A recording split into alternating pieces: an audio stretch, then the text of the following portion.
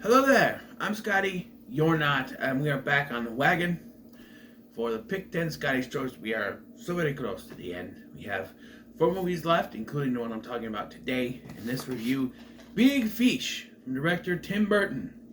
And I've said this before, okay? While Batman will always be my favorite Tim Burton film, this is what I would call the best Tim Burton film. Is there is a difference. When I do my rankings, I rank on my personal favorites. So, if something is not, wait a minute, that one should be at the end, like the Rocky ranking, where, people are like, oh, Rocky 5 is the worst, it deserves to be at the bottom. I don't see it that way. It's my personal ranking. I don't like. I think that Creed 2 is the worst, and that's why it's at the bottom. These are my personal lists. It's not what is the worst, but is what I determined to be what is my personal favorite. I truly believe this is the best film that Tim Burton has made that I've seen. It was certainly his last great film, because after this he started going into the weird films like the Alice in Wonderland remake and Dark Shadows and Frankenweenie and all those weirder movies. Now he's just in a weird universe with his films now.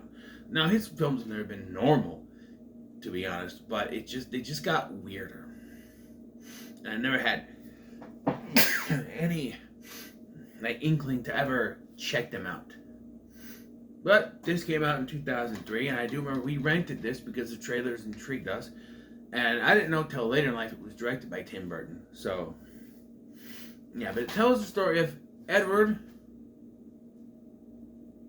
Bloom, Edward Bloom, who for his entire life to his son has told him tall tales. At this point in his son's life, he's getting married, but he's sick of the tall tales. He wants to know the truth, and that causes them to have 3 years of not talking to each other until it's found out that Edward has cancer. And the son comes back to talk to his father, and we get exposition of what happened throughout his life, Edward's life. And that's basically what it is telling the story of Edward's life through flashbacks and stories. And while it's overly wild, by the end of the film you understand that he was embellishing, he was upping the ante to make them tall tales, but pretty much everything he talked about was true to an extent, just not as fantastical as he made it seem.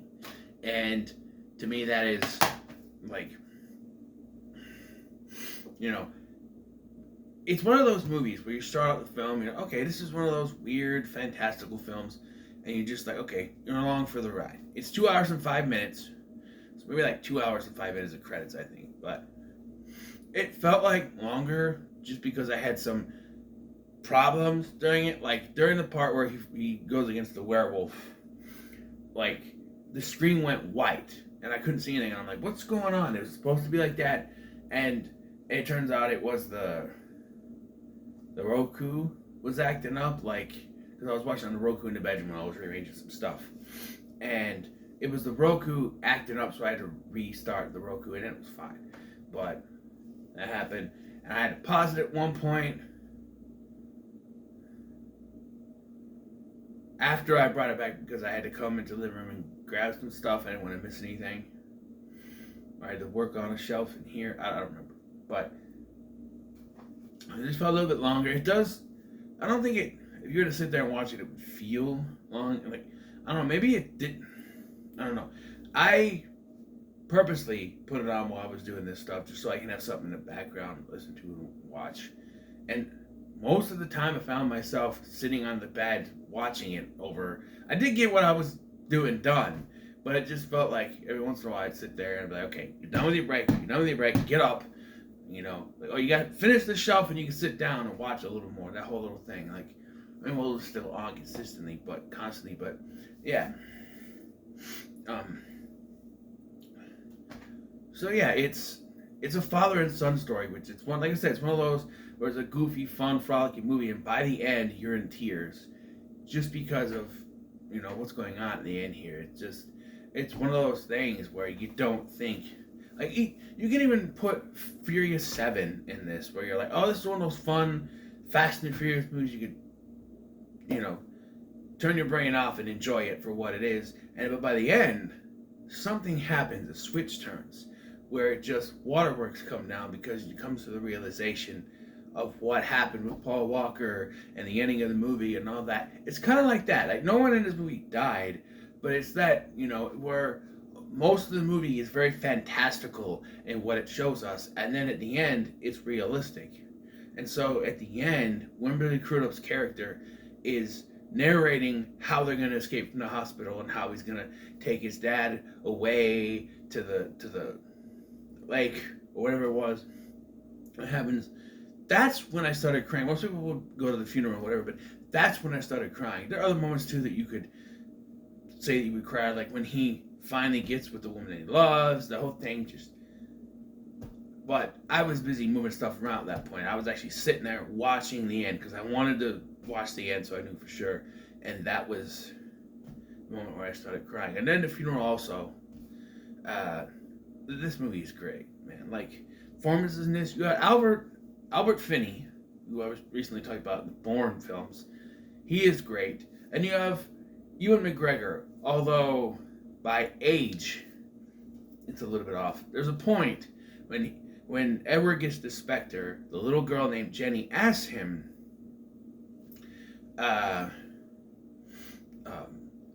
old are you? And he goes, 18. And I went, bullshit. Bullshit. Ewan McGregor was 18 here. I looked it up. He was 32.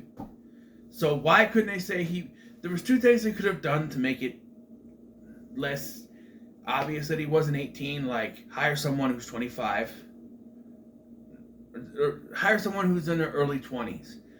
21, 22 to play 18. Or if you really wanted Ewan McGregor to play this role, rewrite it so that he's 25 here and not 18, because I'm sorry. I cannot believe for a second that man was 18 years old during those scenes. I'm sorry. Another thing that gets me is at the end, when they're showing all the people that he's made contact with, and this is not years and years and years later, Carl, the giant that he met when he was 18 years old, supposedly, looks like he hasn't aged a day when everyone else sort of has aged. But he hasn't. And I'm like, they couldn't put old man makeup on him to make him look older? Was there something established where he doesn't age? I don't understand. I don't know. Well, no, because this is supposed to be the realistic version, so he should be older, right? And if Danny DeVito's character is supposed to be a werewolf, werewolves don't get older. So, because they're technically dead once they're werewolves, technically. So, yeah. There's also a character that you really have to feel for here, especially since they montage everything that's happened to this guy. David Denman's character, Price, right? He was always second to Edward growing up, right? Every time you see him, he's walking around with that look on his face. He's smoking a cigarette. He's angry, And then he's with this woman. Okay, so at one point, Edward goes to the circus, meets Danny DeVito's character, and he sees this woman. And it's one of those things where you meet the love of your life, and everything freezes, pauses, and stuff. And so he, wants to find her. So he works for 3 years to try to find her. Works for 3 years, working for Danny DeVito's character, the ringmaster here. And he tells him, every month you work for me, I'll tell you something. And when he finds out he's a werewolf, he's like, well, her name is Sandra, and she lives here, she goes there, whatever. And he gets there, and he finds out she's engaged to Price. And that's when you get flashback all the times where Edward was number one, and Price was just sort of at the side. Maybe that was for us to see, and have me. It was his thought process, oh yeah, him. And then it goes to he's basically given up, but then he realizes, oh, it's another man's woman, they're engaged, whatever. But then he's like a field full of daisies or whatever they are, that he just shows up and he's like, I love you, and I can't stop thinking about you, and I really want to be with you. And she's just like, she's endeared by this.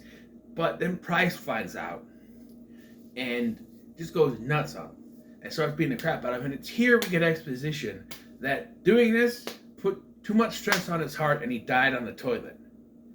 And I just went, man, this guy's life was literally shit.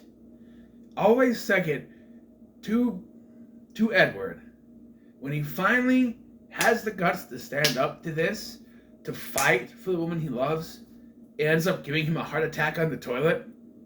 Like, this guy was destined to be nothing but a second-rate shit compared to Edward. And maybe that's a part of the writing, but I feel like that's not fair to him. I know it's just a movie character, but come on. That's not...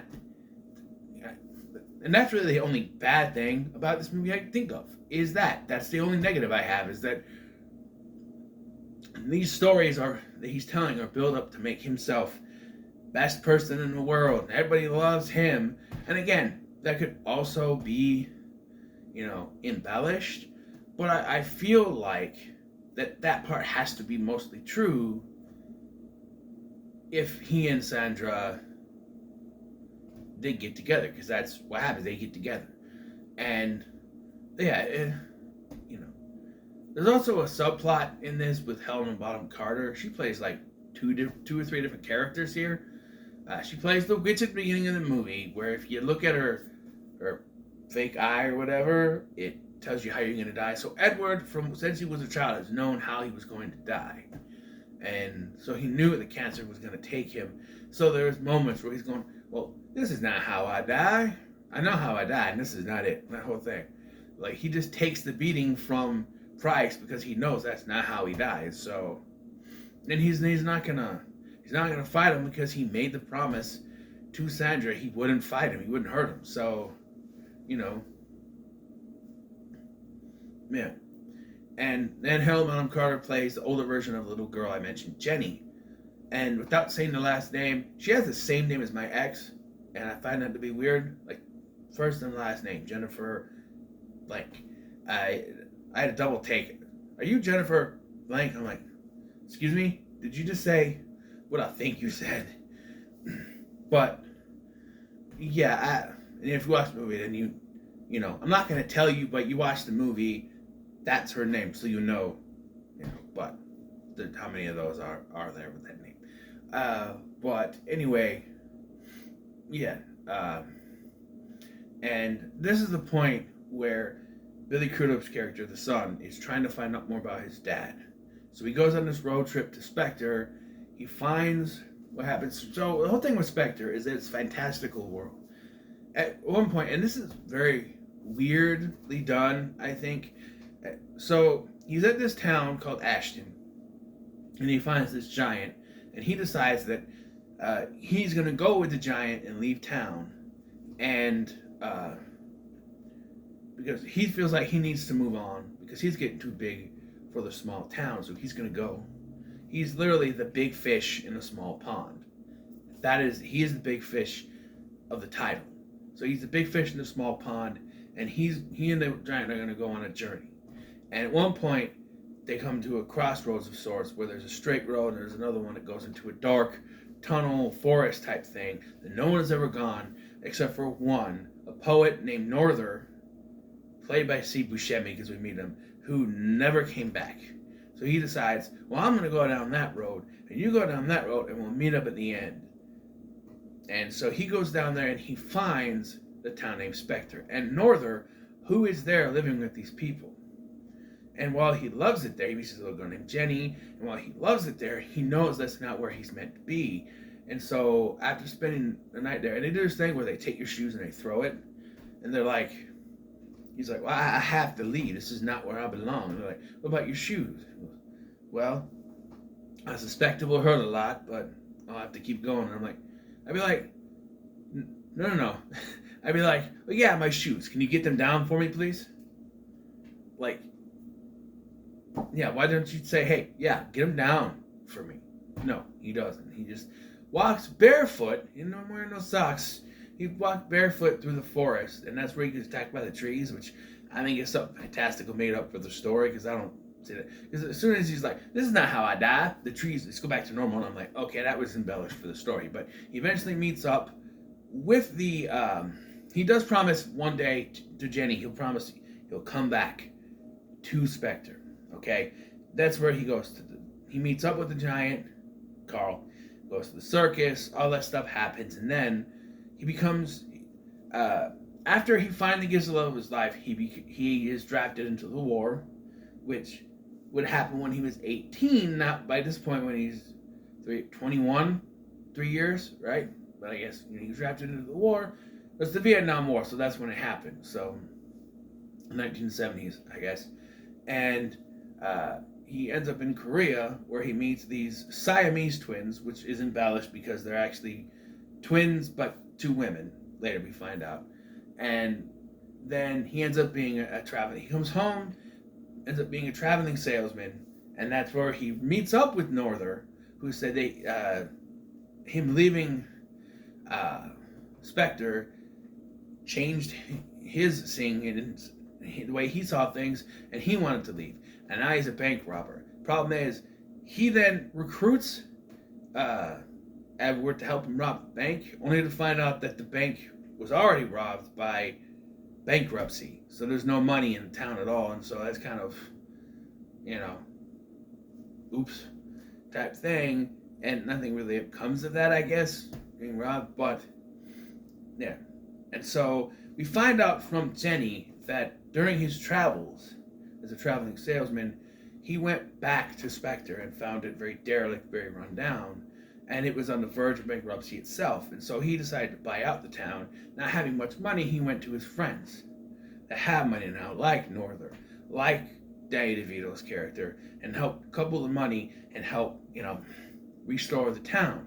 All except for one, Jenny's house, who he doesn't realize it's Jenny at first, but then he comes to realization and helps her out and restores her house, fixes it, brings Carl in to kind of move the house because it's all wonky to the side. By the way, though, he moves dealing with DVD shelves or that, you have to have something to keep it in place because he pushes it so it's back on its in the middle, and then he lets go. As soon as he lets go, it went back. You gotta have something to keep it up. You can't just push it back into place and expect it to stay there. That, I don't know, all the fantastical things, and that's the one thing that I'm like, nah, the tree thing too. But anyway, yeah, and so this is at the point, because Billy Crudup suspects they had an affair, but she says, no, I was in love with your father, but he wasn't in love with me. He only loved your mother. To him, there was only two women, your mother and everyone else. And that was the thing. Because that was his big thing, is that as soon as he met Sandra, that was it. And so when she tries to kill me, she's like, no, I can't do it. I love my wife. And so, yeah, she signs the deed because she refused to do it at first. And that's why, because Billy Crudup finds the deed, and that's how he goes to find out what happened. Well, it's a little bit more rundown because she's become the witch from the beginning of the story. Which it's Helena Bonham Carter anyway, so that she played both characters, so it kind of comes full circle. But yeah, and he comes home to find out that his dad had a stroke and he's in the hospital, so he goes to visit him.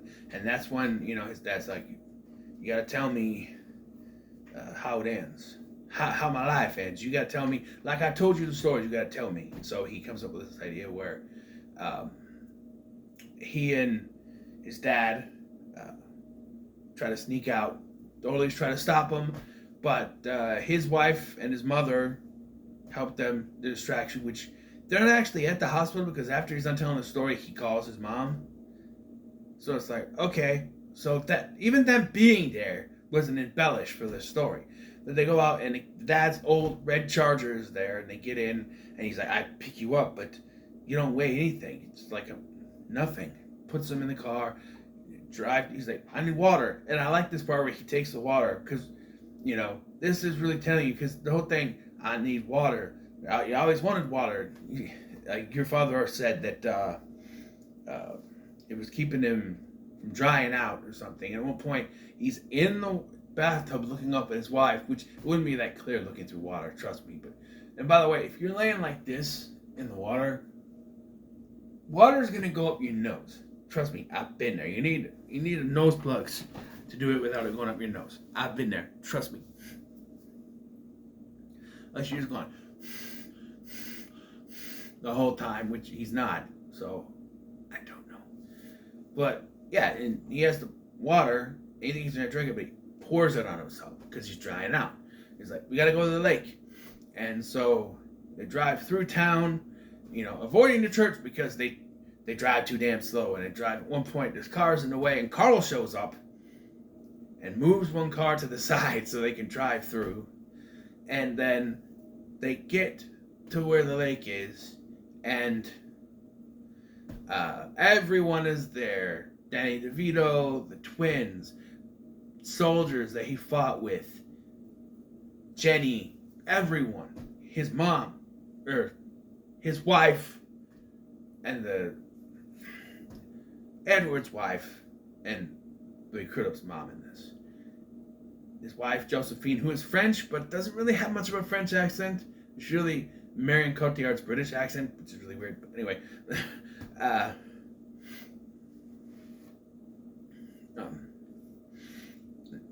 takes him to the river. He hugs his wife, and then dunk him into the water. He turns into a fish, and he says, "You become what you always have been, a big fish."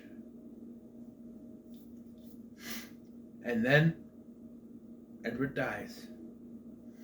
And I love this moment because he goes to the phone and he doesn't physically say it. You get, "Mom," and it cuts to the funeral.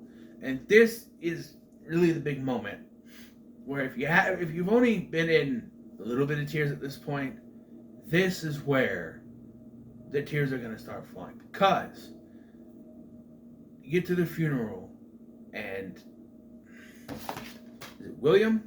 Will? William. Which is weird because that's my son's name. But Will walks in and he sees people arriving, and you see Danny DeVito. You see Carl, who, like I said, hasn't aged, so I don't know what's going on there. Maybe they just didn't have any old makeup for him. And there's the twins, and there's other characters, and Steve Buscemi is there, and he's looking around at all these people. And even his wife's like, "Hey," and points to the twins, but they're not Siamese, they're just twins. And he's realizing that even though, because his whole thing was he thought that his dad's stories were not real, that they weren't true, they were all fantastical, but he's seeing that to a point they were true. Like, everything his dad said was true, albeit embellished, because it's a little more, less of what they were in his stories, but they are the same people nonetheless.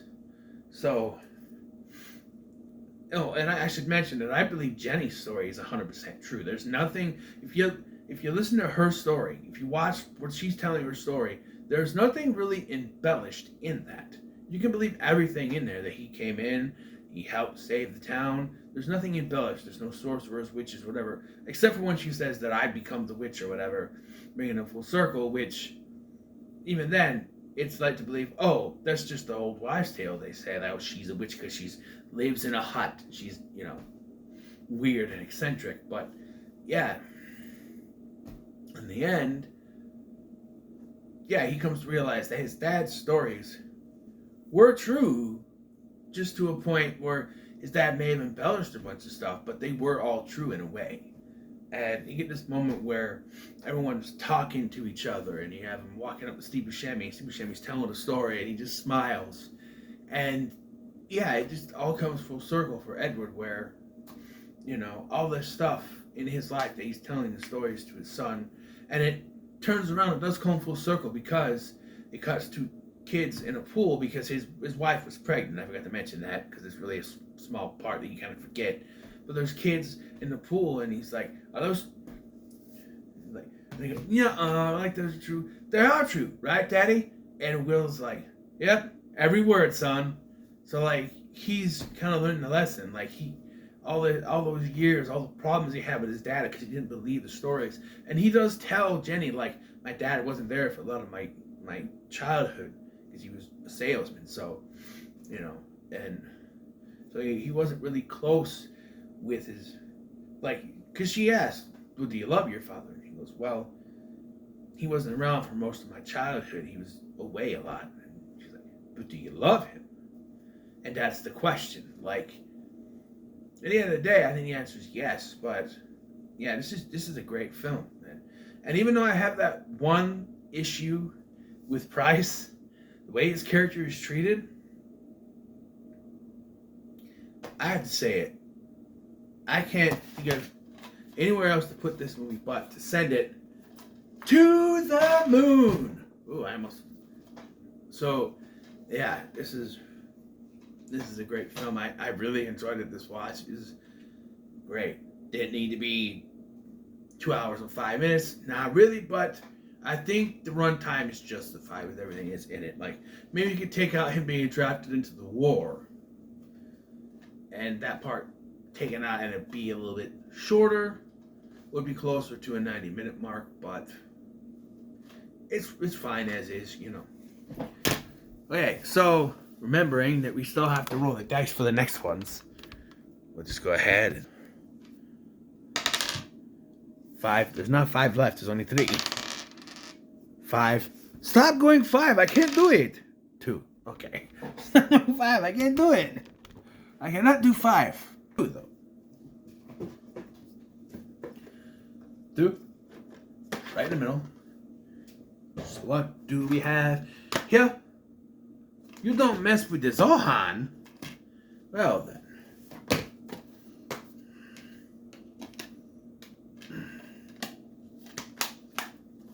That will be the next one. When I get to it, I don't know, I want to take a little break ski. Relax. I might watch it right away. Who knows? 3 o'clock on a Saturday for me. It's 3 o'clock on a Saturday. I should have 2 done by now, but it took me forever to put in Big Fish and stuff. Anyway, so what are your thoughts on Big Fish? Let me know in the comments below. Make sure to like, share, and subscribe. Thank you for watching. I've been Scotty, and I'll see you in the next one.